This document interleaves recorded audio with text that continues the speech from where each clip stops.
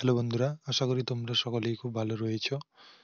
তো আজকে আবারও আমরা তোমাদের জন্য যে সিরিজটা চলছিল তার একটা ক্লাস নিয়ে চলে এসেছি, যেটা 2024-এর পিওয়াইকিউ সিরিজ চলছিল। পিওয়াইকিউ অর্থাৎ এসএসসি জিডি, অর্থাৎ এসএসসি জিডি যারা দেবে তাদের এক্সাম ডেট ডিক্লেয়ার হয়ে গেছে। তোমরা সকলেই জানো যে 4 ফেব্রুয়ারি অর্থাৎ 4 ফেব্রুয়ারি থেকে তোমাদের এক্সাম শুরু হতে চলেছে। তো 2024-এর পুরো পিওয়াইকিউ সিরিজটা তোমাদেরকে খুব ভালোভাবে কমপ্লিট করতে হবে, ঠিক আছে?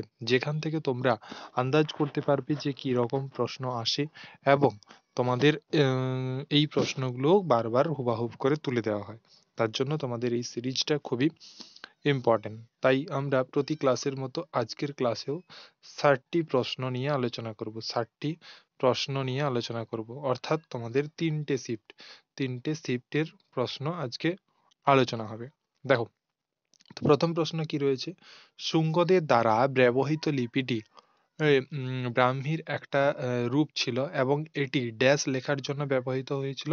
এটা আমরা বলবো সংস্কৃত লেখার জন্য ব্যবহৃত হয়েছিল। এখানে কি লেখার জন্য ব্যবহৃত হয়েছিল? সংস্কৃত লেখার জন্য ব্যবহৃত হয়েছিল। এটা হয়ে যাবে তোমাদের সঠিক অ্যান্সার। ওকে, দেখো নেক্সট প্রশ্ন, 2 নম্বর প্রশ্ন, যে ভারতের প্রথম পঞ্চবার্ষিকী পরিকল্পনা ড্যাশের উপর ভিত্তি করে গড়ে উঠেছিল? Herald Domar model. এটা দেখো, এটা তোমরা মনে রাখবে, এটা তোমাদের বারবার পরীক্ষায় আসে, ঠিক আছে? এটা হয়ে যাবে তোমাদের অ্যান্সার, অপশন নম্বর বি হয়ে যাবে অ্যান্সার। কি হয়ে যাবে? ভারতের প্রথম পঞ্চবার্ষিকী পরিকল্পনা ড্যাশের উপর ভিত্তি করে গড়ে ওঠে, হ্যারাল্ড ডোমার মডেল। ওকে, এরপরে দেখো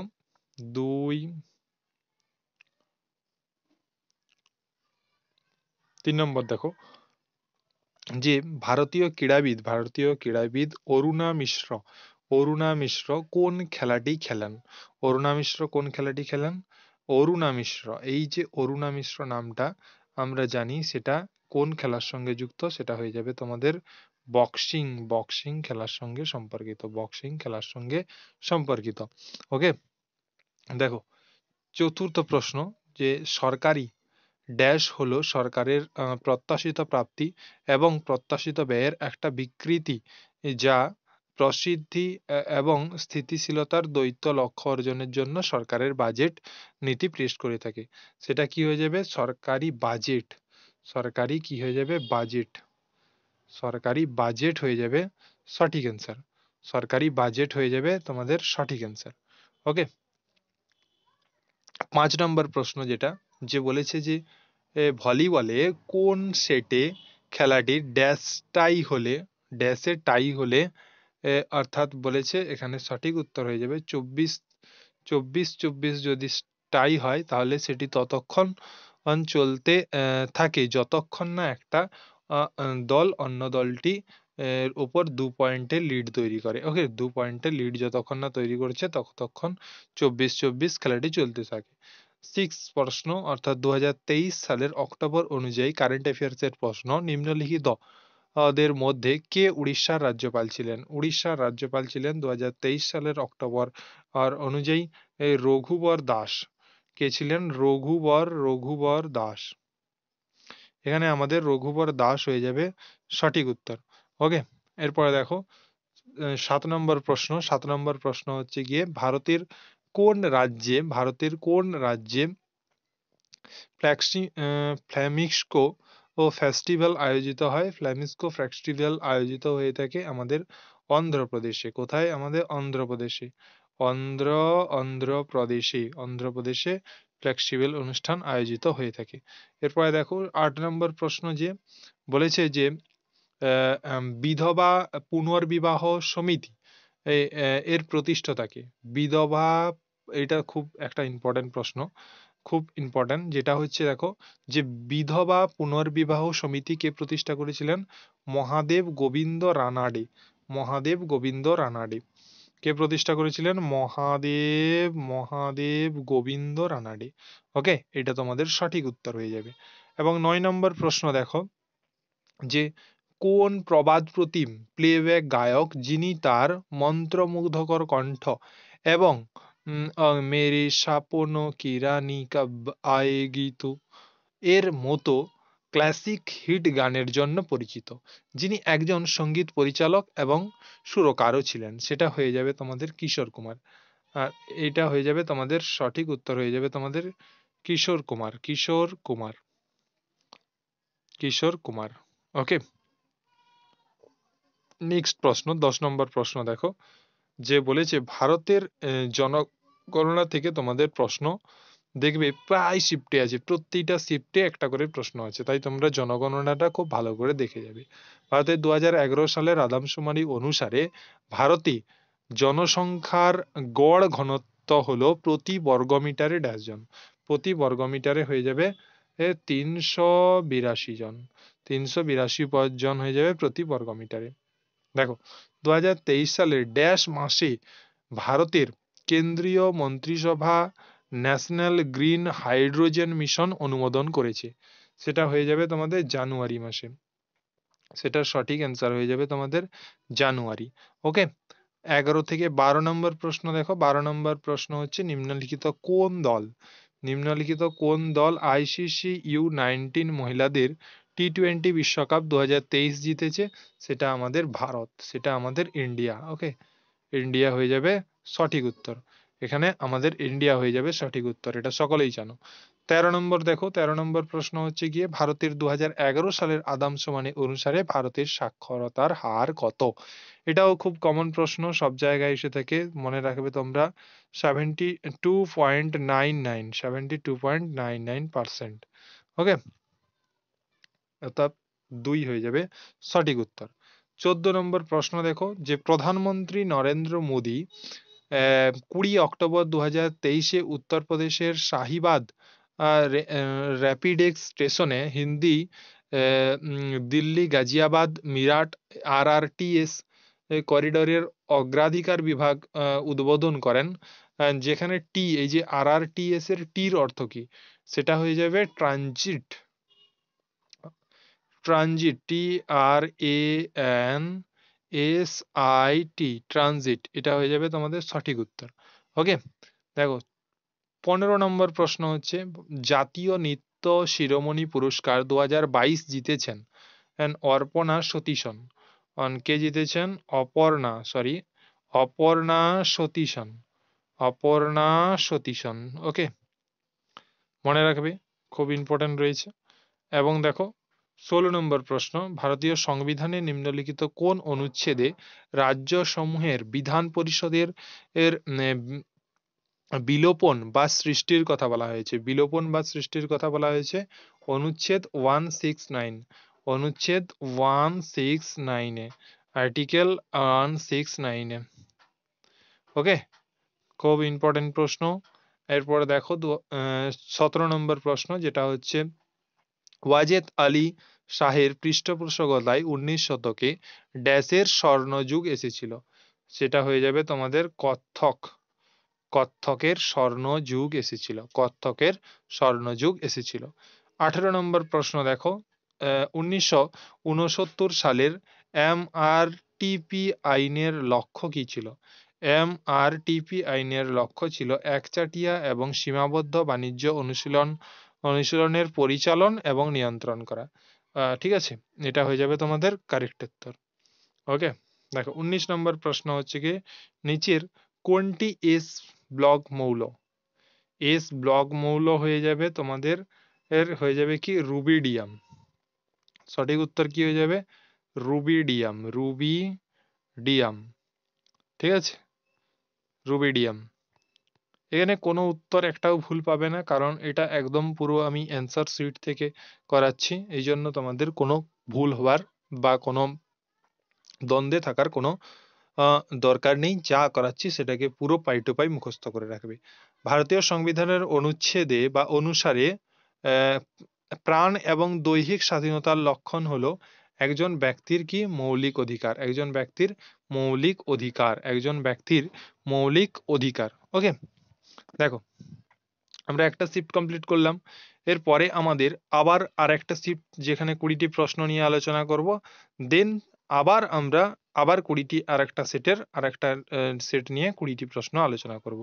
ওকে, দেখো এর পরের সেটের যে প্রথম প্রশ্ন, সেটা আমাদের আস্তে আস্তে একটা কথা বলে নিই, যেটা হচ্ছে গিয়ে তোমাদের তোমাদের যাদের এসএসসি বাদে যারা রেলওয়ে এক্সামের ফর্ম ফিল আপ করেছিলে, অর্থাৎ জেই টেকনিশিয়ান, ঠিক আছে, এই সমস্ত এক্সামগুলো দেখবে আবার ক্যালেন্ডার তোমাদের এর মডিফাই করেছে, অর্থাৎ ডেটগুলো চেঞ্জ হয়েছে।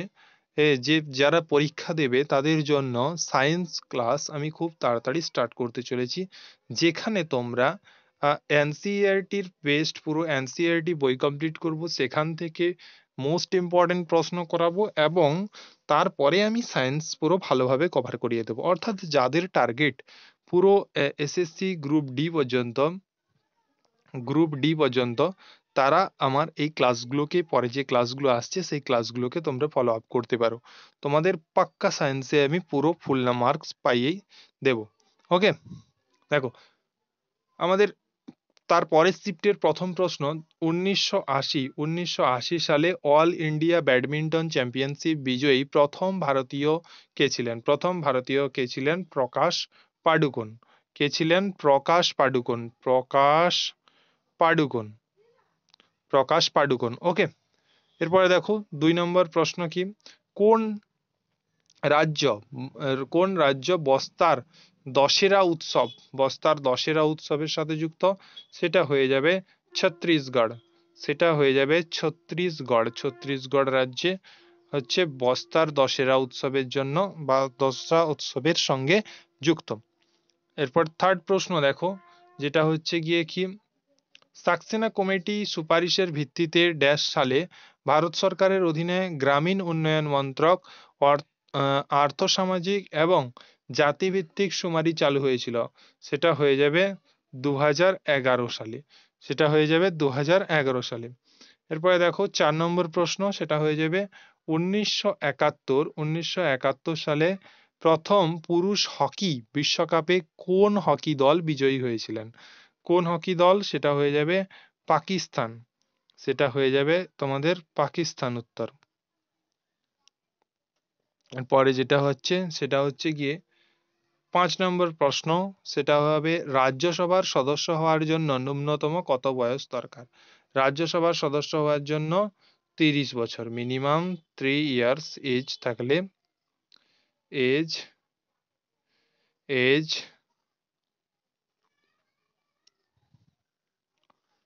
3 ইয়ার্স, আচ্ছা 3 ইয়ার্স। ওকে, দেখো ভারতীয় ক্রীড়াবিদ বিকাশ কৃষ্ণন যাদব কোন খেলার সঙ্গে যুক্ত? বিকাশ কৃষ্ণন যাদব ইনি একজন বক্সিং এর সঙ্গে যুক্ত ছিলেন।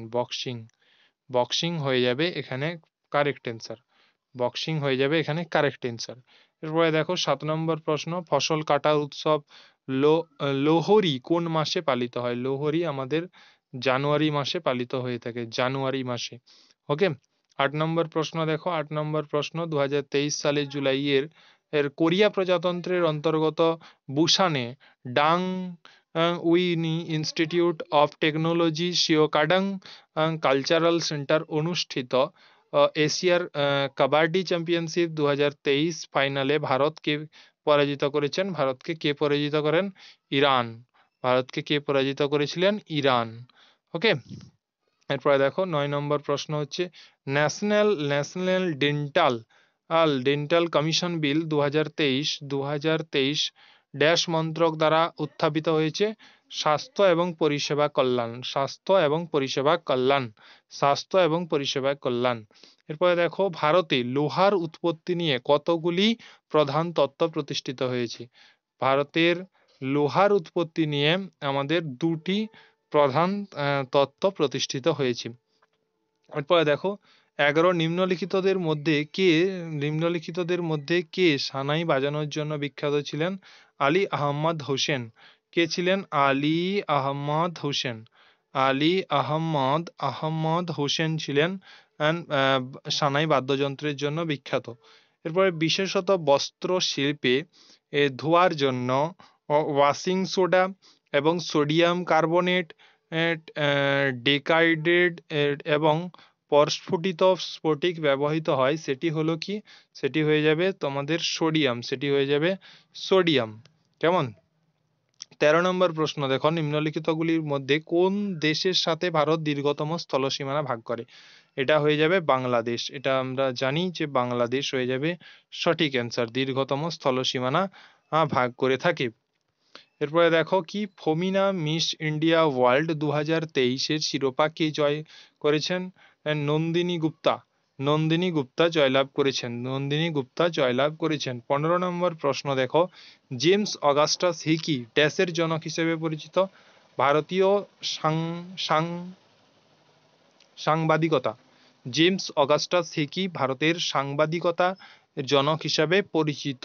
এরপরে দেখো, নিট জাতীয় উৎপাদন এনএনপি গণনা করার জন্য মোট জাতীয় উৎপাদন অর্থাৎ জেএনপি থেকে কি বাদ দেওয়া হয়? কি বাদ দেওয়া হয়? সেটা হয়ে যাবে অবচয়।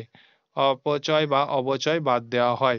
এরপরে 17 নম্বর প্রশ্ন দেখো, যে কোন পঞ্চবার্ষিকী পরিকল্পনার উদ্দেশ্য হলো স্বনির্ভর এবং স্ব-উৎপাদনকারী অর্থনীতি প্রতিষ্ঠা?